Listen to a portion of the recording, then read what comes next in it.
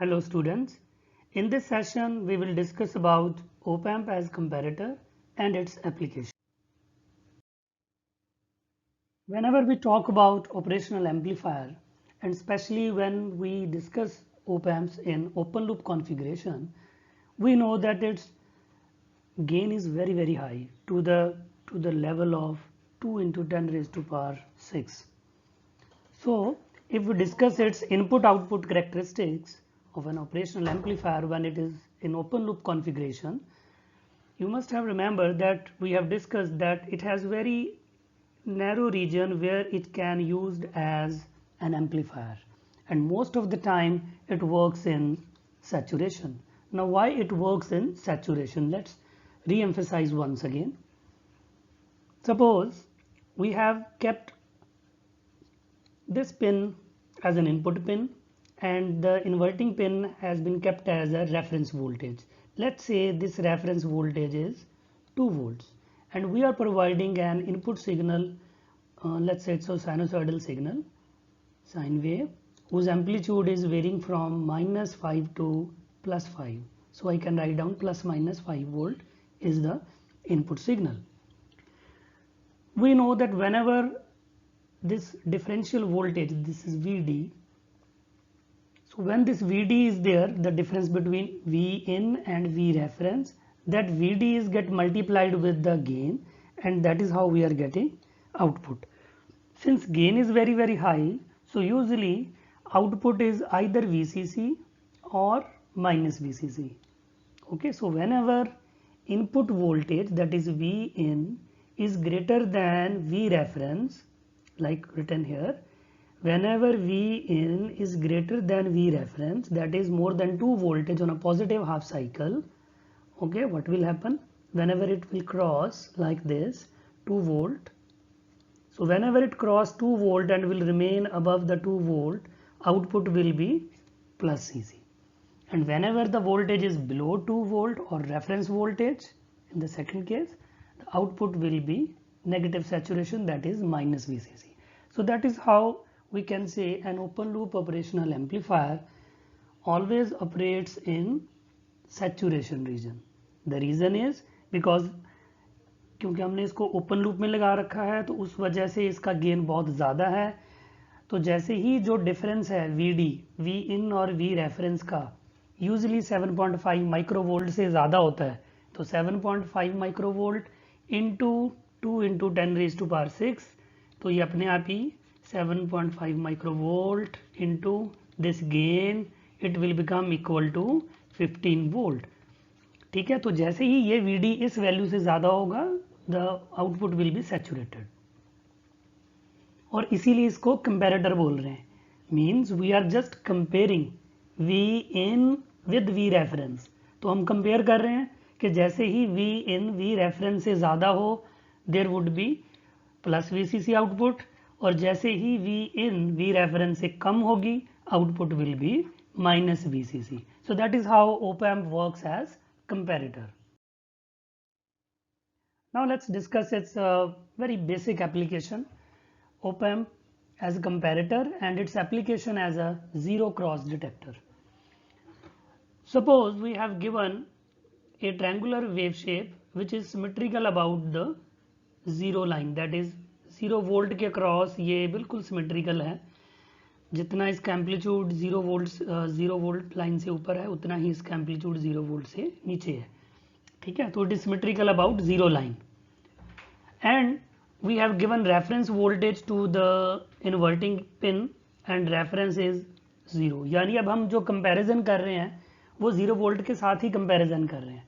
So whenever EI as per our law what we have discussed in the last slide, that whenever input voltage will be greater than the reference voltage, what we get plus VCC. So same is happening here. Whenever EI, that is input voltage, is greater than the reference, that is 0 voltage, we are getting plus VCC. Yes, and whenever it crosses 0, goes downward below the 0 line and remain below the 0 or negative, output will remain at minus VCC. तो यानी हमारे पास दो ही option है, या तो output plus VCC आएगा तो अगर ये op amp plus minus 15 volt के ऊपर ऑपरेट कर रहा है ओपन लूप कॉन्फ़िगरेशन के अंदर, तो हमारे पास दो ही आउटपुट्स आएंगी। जब इनपुट वोल्टेज 0 वोल्ट से ऊपर होगा तो output will B plus 15, that is saturated plus VCC, और जैसे ही इनपुट वोल्टेज रेफरेंस से नीचे जाएगा will get minus 15 volt. So that is why this is called zero cross detector, यानी हमारी आउटपुट ही हमें बता देगी कि किस टाइम पर हमारे सिग्नल ने जीरो को क्रॉस किया है। So when ever it crosses output will switch from plus two minus. तो अभी हमने जो इनपुट है वो पॉजिटिव टर्मिनल पर दिया था, नॉन इन्वर्टिंग टर्मिनल पर। तो हमारे पास जो लॉजिक बन रहा था that is when ever EI यानी input voltage is greater than V reference output will B high. हम इसको उल्टा भी कर सकते हैं, you can see the next configuration. अगर हम लोग इनपुट वोल्टेज को इन्वर्टिंग टर्मिनल पर लगा देंगे पिन नंबर 2 और नॉन इन्वर्टिंग टर्मिनल को ग्राउंड कर देंगे यानी V reference will B 0, so output will B inverted. So when ever input voltage will be greater than 0, the output will be minus VCC. So this is known as zero cross detector. This is another application of op amp as comparator. ये आप याद रखो बच्चे, जब भी हम op amp as comparator बोलेंगे it means operational amplifier is in open loop configuration. हम feedback यूज नहीं कर रहे हैं, only then op amp is works as comparator. Okay, so let's start this application. In this application we are seeing there are 4 op amps, number 1 2 3 and 4, and you can even go up to 10.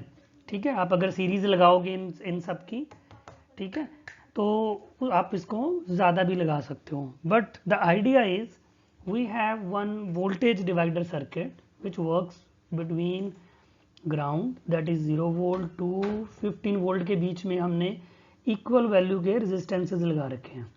तो इसका मतलब क्या होगा, अगर मैंने 10 resistances लगाए हैं 0 to 15 volt के अंदर और सभी इक्वल हैं, तो I can generate different voltages at different levels. ठीक है, अगर सभी बराबर हैं तो this 15 volt will be divided into 10 equal parts that is 1.5 volt. और अगर मैं एक छोटा सा एडिशनल रेजिस्टेंस अलग से लगा दूंगा, then I can control it, tune it such that each node will give me a 1 volt increment. यानी जो पहला 1 किलो ओम वाला रेजिस्टेंस है वहां पर 1 वोल्ट, दूसरे पर 2 वोल्ट, तीसरे पर 3 एंड सो ऑन, मुझे 9th पर 9 वोल्ट मिले और लास्ट वाले पर 10 volt. So we can use the last resistor for this control. Now what we are doing here? We are providing a common input voltage that is EI. तो EI जो input voltage है ये सभी comparators को common है। ये देखो ये वाली जो लाइन है ये सब के साथ कनेक्टेड है। It means we are providing this input voltage to all the op amps which are in open loop configuration. So now onwards I will name them comparators. तो मैंने सभी comparators को एक ही common input दिया हुआ है, लेकिन उनका reference voltage जो है वो अलग अलग है।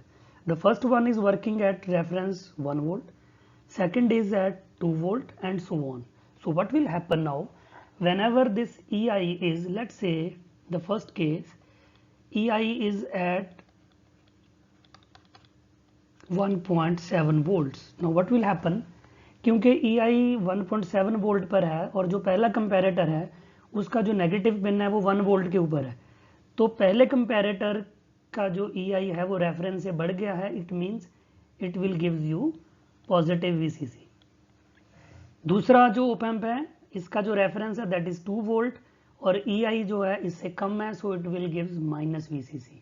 और इसके ऊपर वाले जितने भी कंपैरेटर्स हैं वो हमें माइनस VCC ही देंगे। तो जैसे जैसे EI बढ़ता जाएगा, it's like a ramp, so as it increases you will see बाकी के जो कंपैरेटर्स हैं वो अलग अलग लेवल पर जा कर के VCC देना शुरू कर देंगे। तो जैसे ही इसको पॉजिटिव सप्लाई मिलेगी टुवर्ड्स कंपैरेटर, दूसरा साइड LED का हमने ऑलरेडी ग्राउंड कर रखा है तो वो ग्लो होना शुरू हो जाएगा। तो 1.7 वोल्ट पर पहला, यानी जैसे ही 1 वोल्ट से ज़्यादा होगा फर्स्ट LED, जैसे ही इनपुट वोल्टेज हमारा कॉमन है तो जैसे ही इनपुट वोल्टेज 2 वोल्ट को क्रॉस करेगा 2 LEDs ग्लो करेंगे, नीचे वाला जलता रहेगा। प्लीज रिमेंबर जैसे जैसे ऊपर जाएगा नीचे वाले एलईडीज ग्लो होते रहेंगे और ऊपर वाला स्टेप बाय स्टेप चलता रहेगा। तो आप लोगों ने ये डायग्राम जो आप देख रहे हो साइड में, these are known as LED bars. तो कुछ म्यूजिक सिस्टम्स में आपने देखा होगा कि जैसे ही डिफरेंट फ्रीक्वेंसी रेंज पर जो इक्वलाइजर्स हैं वो अलग अलग फ्रीक्वेंसी बैंड पर आपको एक बार दिखाते हैं कि इस रेंज में जो एम्पलीट्यूड है वो इतना है। तो वो क्या करते हैं, उस एम्पलीट्यूड को एक पर्टिकुलर बार के साथ कनेक्ट कर देते हैं। तो जैसे ही एम्पलीट्यूड इंक्रीज करता है उसके अंदर ये सर्किट होता है फिर कंपैरेटर का। तो comparator compares, each comparator compares with own reference and so on you will get a bar of LEDs which are glowing vertically upward and downward. Even जो डांसिंग लाइट्स बनाते हैं उनका भी जो कॉन्सेप्ट है बैकग्राउंड पर यही है, that we are comparing the input voltage with particular reference for individual LEDs and accordingly they will glow or keep off. So I hope you will enjoy this particular example and I will suggest you that you can simulate this example in ORCAD or Multisim. So let's see next application.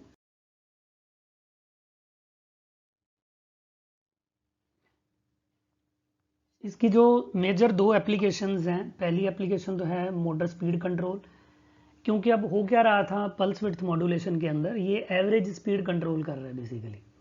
जैसे हम width very कर रहे हैं तो उससे जो DC signal की average value है वो इंक्रीज डिक्रीज हो रही है, और उसी की वजह से अगर हम PWM किसी डीसी मोटर को देंगे तो उसकी जो स्पीड है वो इंक्रीज डिक्रीज करेगी, यानी जितना ऑन टाइम ज़्यादा होगा उतनी डीसी मोटर की स्पीड ज़्यादा होगी।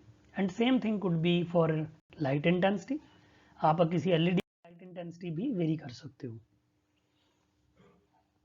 Okay, now the logic is, suppose ये एक हमने कंपैरेटर का सर्किट बनाया है, इन्वर्टिंग टर्मिनल पर हमने एक इनपुट दिया है, अब इन्वर्टिंग टर्मिनल पर है, हम ये याद रखेंगे क्योंकि ज़्यादातर कंपैरेटर में हम लोग क्या करते हैं इसको प्लस पर लगाते हैं, तो उससे लॉजिक बड़ा इजीली याद रहता है कि जब ये पॉजिटिव वाली वोल्टेज हाई होगी तो आउटपुट भी प्लस VCC होगी।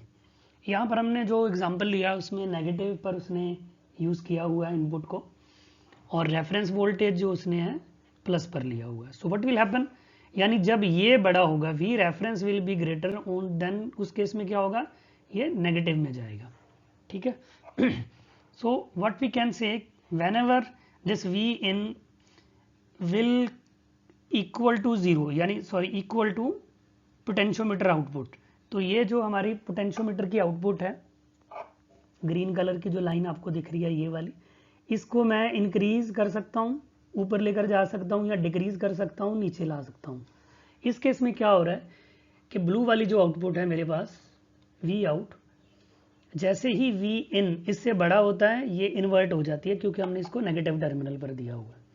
तो आउटपुट क्या है, V इन जैसे ही क्रॉस कर रही है V रेफरेंस को, पोटेंशियोमीटर की वोल्टेज को, ये मेरे पास नेगेटिव आ जाता है, तो उतनी देर तक ये नीचे रहेगा, यानी ये हो गया T ऑफ और ये हो गया T ऑन। ठीक है जी। अब इसको मैं कैसे चेंज कर सकता हूँ, I can very this potentiometer up and down. अगर मैं इसको नीचे लेकर जाऊंगा तो ये कहीं ग्रीन लाइन इस लेवल पर आ जाएगी, समवट हियर। उससे क्या होगा, जैसे ही ये क्रॉस करेगा यहीं पर मेरे पास एक नेगेटिव वैल्यू आनी शुरू हो जाएगी यहाँ तक, और इसके बाद ऊपर हो जाएगा यहाँ ऐसे। तो in that case it will come like this. I hope you are getting it. ठीक है जी। तो it means I can vary the T on time by changing the value of potentiometer. It has been intentionally connected at the positive terminal, यानी इसको increase करने से T on time directly increase हो रहा है, तो वो याद रखना इजी है। ये देखो आप, जैसे जैसे T ये वाला जो रेफरेंस वोल्टेज जिसको हम लोग इस सर्किट के अंदर V टेम्प कह रहे हैं, as it increases, what is increases, on time उसका इंक्रीज कर रहा है, उसकी जो मॉड्यूलेशन है वो पॉजिटिव बढ़ रही है ओवरऑल, और इसी की वजह से इसका जो एवरेज वैल्यू है इस वेव शेप का वो ज़्यादा हो गया। So what is average value, average value is duty cycle in terms of percentage, यानी 70% अगर है तो 70/100 इंटू मैक्सिमम वैल्यू जितना उसका V मैक्स है, This is average value of PWM. So what is average value? Average value is whatever the duty cycle, you multiply the duty cycle with maximum value, it will become the average value of PWM. इसी वजह से जब हमारी duty cycle pulse width modulation का ज़्यादा होता है तो मोटर की स्पीड ज़्यादा होगी। पल्स विड्थ मॉड्यूलेशन को जैसे उसका ड्यूटी साइकिल कम करेंगे, डीसी मोटर की स्पीड कम हो जाएगी। So I hope you have enjoyed this session. Thanks for watching.